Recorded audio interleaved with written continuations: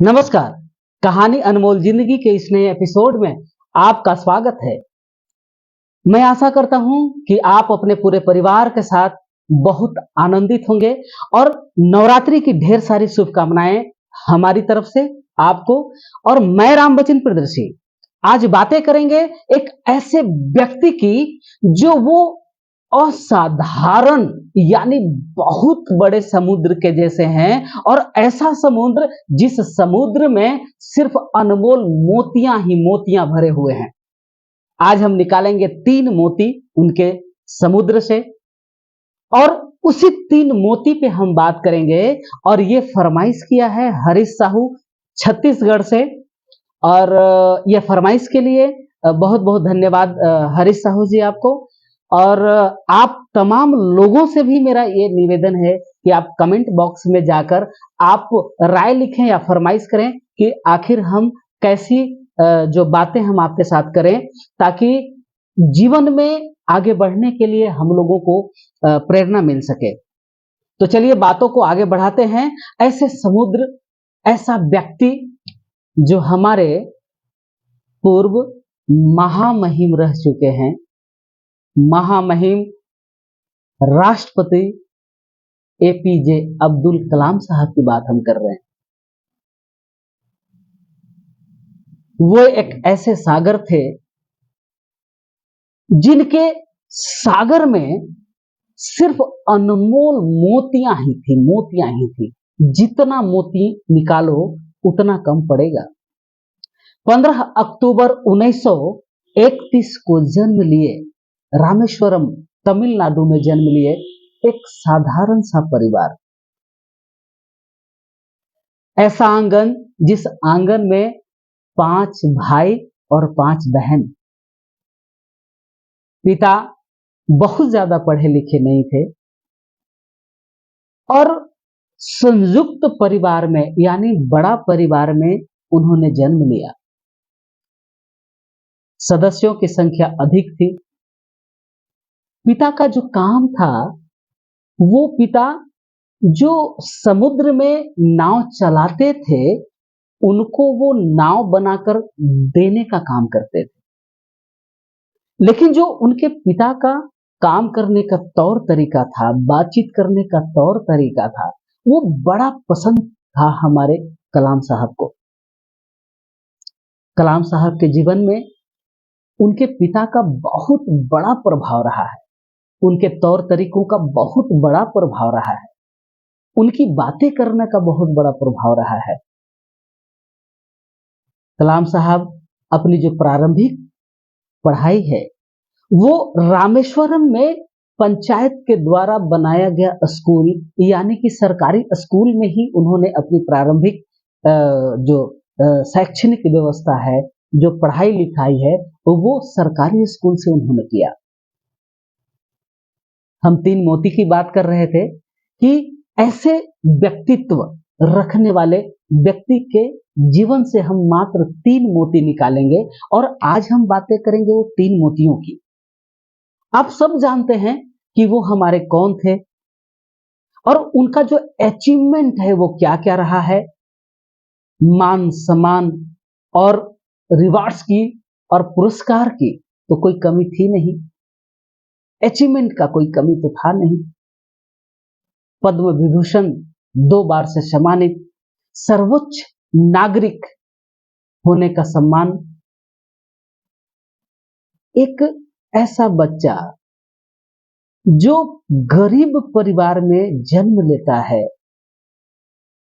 मुस्लिम परिवार में जन्म लेता है, और सबसे बड़ी बात है कि मुस्लिम परिवार में जन्म लेने के बाद भी जो हिंदुस्तान की जातीय व्यवस्था है, उस व्यवस्था में भी कमजोर जातीय व्यवस्था अंसार परिवार के यहां से उन्होंने जन्म लिया। जब टीचर उनके जब पढ़ा रहे थे तो टीचर ने उन्हें ज्ञान दिया था एक बात की। उनका टीचर का नाम इयादुराई सेलोमन साहब। इयादुराई सेलोमन साहब ने उन्हें कहा कि जीवन में अगर कुछ पाना है तो ये 3 मोती हमसे ले लो। और वो 3 मोती जानते हैं क्या है? तो पहला मोती है तीव्र इच्छा, दूसरा मोती है आस्था और तीसरा मोती है अपेक्षा। तीव्र इच्छा, आस्था और अपेक्षा, ये 3 ऐसे मोती उनके शिक्षक ने उनके जीवन में दिया और ये 3 मोतियों के बल पे ही हमारे कलाम साहब ने अपने जीवन को पूरे मोतियों से भर दिया और इतने सारे मोती उनके जीवन में हैं, उनके जीवन रूपी समुद्र में है कि जितना निकालो वो कम पड़ेगा। नौजवानों में, बच्चों में बहुत ही फेमस, बड़े माने जाने वाले, बड़े प्यार किए जाने वाले ऐसे व्यक्तित्व। तो बातें हम करेंगे कि जब ये उनके शिक्षक ने ये 3 मोती उन्हें दिया और ये 3 मोती के बल पे उन्होंने इतनी बड़ी अचीवमेंट को खड़ा कर दिया। बहुत बड़ी बात यह है, एक बार की वहां पे घटना है कि टीचर पक्षी के बारे में पढ़ा रहे थे कि पक्षी आसमान में उड़ते कैसे हैं। बहुत सारे बच्चों को समझ में नहीं आया। टीचर पढ़ा कर परेशान, बच्चे समझ कर परेशान, इसके बावजूद भी उन्हें समझ में नहीं आ रहा है। अब टीचर ये समझ गए कि बच्चों को समझ में बात नहीं आ रही है, तो क्या करनी चाहिए? तो बच्चों को वहां से, जहां स्कूल है वहां से वो समुद्र के किनारे लेकर जाते हैं, खुले में, क्योंकि रामेश्वरम समुद्र का इलाका है, समुद्र के किनारे है, आप सब जानते हैं। खुले में ले जाकर बता रहे हैं, पक्षी जो उड़ते हुए पक्षी हैं उसे दिखाकर टीचर समझा रहे हैं कि देखो वो उड़ते कैसे हैं, हवाओं को काटते कैसे हैं, उनकी बनावट कैसी है, उनका पूंछ का क्या उसके अंदर रोल होता है, पंख का क्या रोल होता है, उनके जो मुंह है उसका बनावट कैसा होता है और पैर की बनावट क्या है, उसका वजन क्या है, क्या क्या मदद करता है उड़ने में। कलाम साहब बहुत ही ध्यान से सुन रहे थे और समझ रहे थे, देख रहे थे। तो जो टीचर ने उन्हें तीव्र इच्छा जैसी एक मोती दिया था, उनके मन में एक तीव्र इच्छा उठती है कि काश कुछ चीज उड़ने जैसा मैं बना सकता था। और उन्होंने ठान लिया कि मैं विमान से संबंधित ही मैं वैज्ञानिक बनूंगा या विमान से संबंधित ही मैं अपनी पढ़ाई को पूरी करूंगा।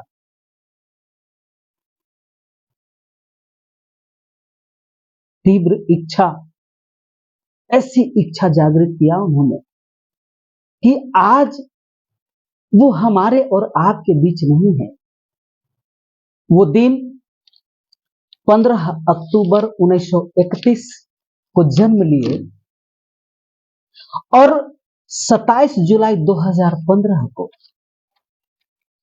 शिलांग में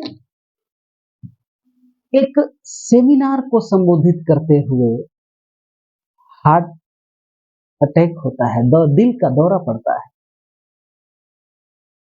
शाम को 6:30 बजे इलाज के दौरान वो हमको और आपको छोड़कर चल देते हैं। लेकिन इतने दिनों में उन्होंने जो भारत की स्थिति बनाई, 5 साल तक वो हमारे महामहिम रहे। मिसाइल मैन जिन्हें हम, आप और पूरी दुनिया कहती है, वो क्या थी? तो वो तीव्र इच्छा, एक मोती ने उनके अंदर काम किया। वो तीव्र इच्छा हम, आप और हम अपने बच्चों और हम अपने घरों में अगर इसे लाएं सकारात्मक तरीके से, सही रास्तों के लिए, तो ये बात ही। दूसरा जो मोती है, और वो दूसरा मोती वहां पे क्या है? आस्था। उन्होंने अपनी जो आस्था है वो कुरान में रखा।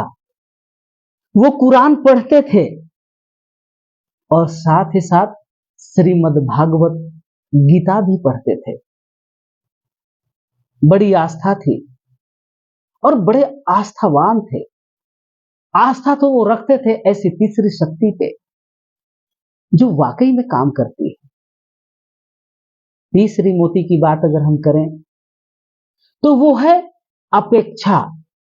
जब हम ये दो मोती अपने जीवन में उतार लेते हैं तो अपेक्षा भी एक ऐसी मोती है कि हम जब सकारात्मक काम करें तो वहां से रिजल्ट तो होना चाहिए ना।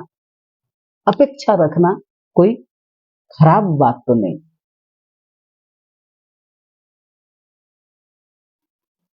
इस प्रकार के हमारे अब्दुल कलाम साहब थे। उनके जीवन में एक बात और थी कि पढ़ने की जो ललक थी, इच्छा शक्ति थी, वो गजब की थी।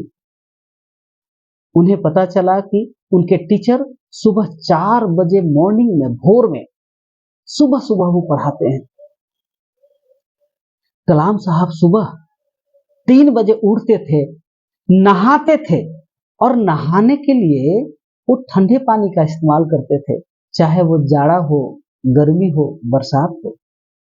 गीजर तो था नहीं। और वो 3 बजे नहाने के बाद वो सही समय 4 बजे वो जाकर मैथ का ट्यूशन लिया करते थे अपने टीचर से। कितनी बड़ी बात। साथ ही साथ उनके जीवन में एक और बातें हैं कि जब संयुक्त परिवार है, बड़ा परिवार है, तो अपने खर्चे को चलाने के लिए सुबह सुबह वो अखबार भी बांटा करते थे। कितनी बड़ी बात है। परिवार को सपोर्ट करना, पढ़ाई में अव्वल आना, पढ़ने की तीव्र इच्छा, ऐसे थे हमारे कलाम साहब। क्या ये इतनी मोतियां कम है क्या हमारे और आपके जीवन के लिए? अगर ये 3 मोतियों को हम और आप अपने जीवन में सजा लें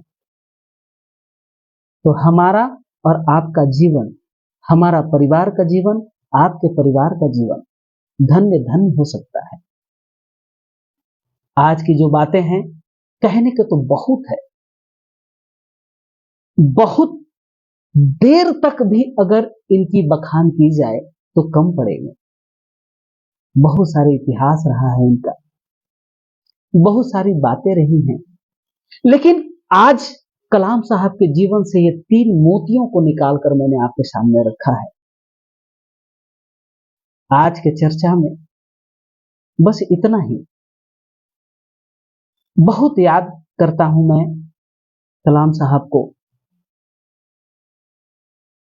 पूरा देश याद करता है उन्हें। रत्न थे हमारे हमारे देश के। साथ ही साथ उनकी जो इच्छाएं थी कि हमारा जो भारतवर्ष है वो पूरे विश्व का लीडरशिप करे, पूरा विश्व में नाम जाए, आधुनिक टेक्नोलॉजी हर घर में चला जाए, हर बच्चों के पास हो, हर नौजवान के पास हो। कितनी अच्छी सोच। ये भी मोती से तो कम नहीं। आज की चर्चा में बस इतना ही हमने सीखने को मिला। आज साहब के जीवन से हमने जो सीखा, ये इसकी चर्चा मैंने इसके अंदर ही की है। ये चर्चा, ये बातें अगर आपको अच्छी लगी हो तो इस वीडियो को लाइक करना ना भूलें, सब्सक्राइब करना ना भूलें, और आपसे निवेदन है कि मेरी जितने भी वीडियो आप तक किसी न किसी रूप में पहुंचे, आप उसे पूरा समय देकर के सुने और कमेंट बॉक्स में जाकर आप कमेंट करना ना भूलें। जीवन प्रेरित करने के लिए, जीवन में कुछ सीखने के लिए आपके साथ मैं भी सीखता हूं। ऐसे प्रेरक बातें लेकर, प्रेरक चर्चा लेकर हम आपके सामने उपस्थित होंगे। चैनल को सब्सक्राइब करना ना भूलें और आप अपने परिवार में, आप अपने दोस्तों में से शेयर करना ना भूलें। जय हिंद, जय भारत।